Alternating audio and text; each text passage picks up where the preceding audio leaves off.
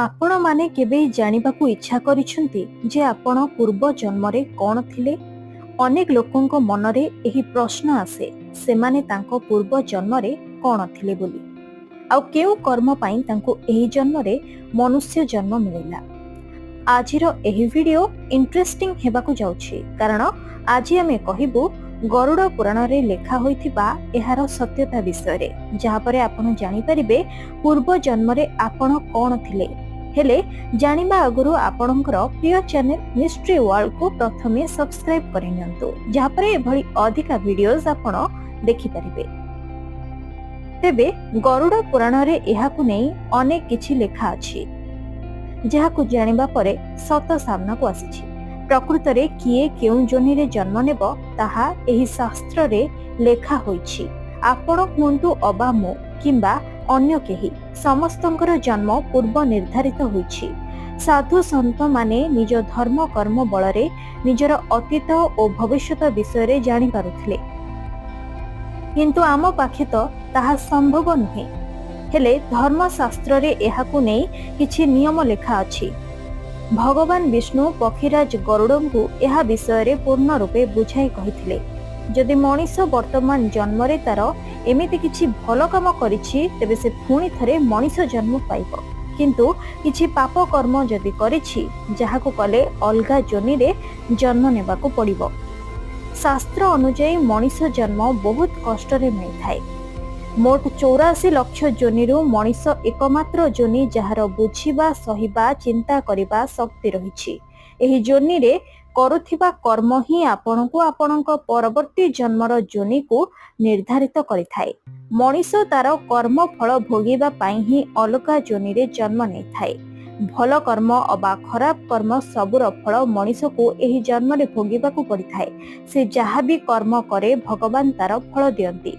मनीषर मृत्यु परे से केउ जोनि रे जन्म नेब ताहा भी मृत्यु आगरु निर्धारित होई जाय। एहा तार जन्म कर्म उपरे निर्भर करे। एबे जानंतु केउ कर्म कले आपनकु केउ जोनि रे जन्म मिलिबो।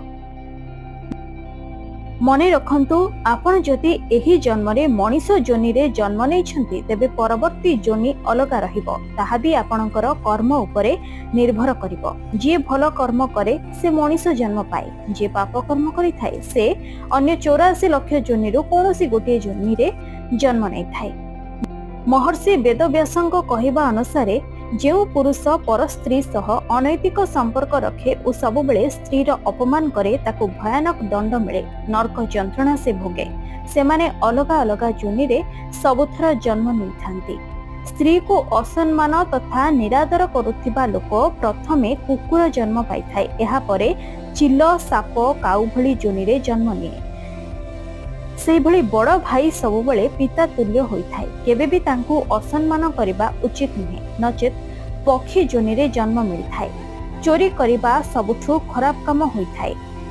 से सुना हेउ अबा अलगा किछि एमिति कले मूसा भली जोनि रे जन्म नेबाकू पड़िथाय। आपण जदि काहार भलो पाई भी किछि चोरी करूछंती तेबे भी ताहा पापरे गणा जिवो।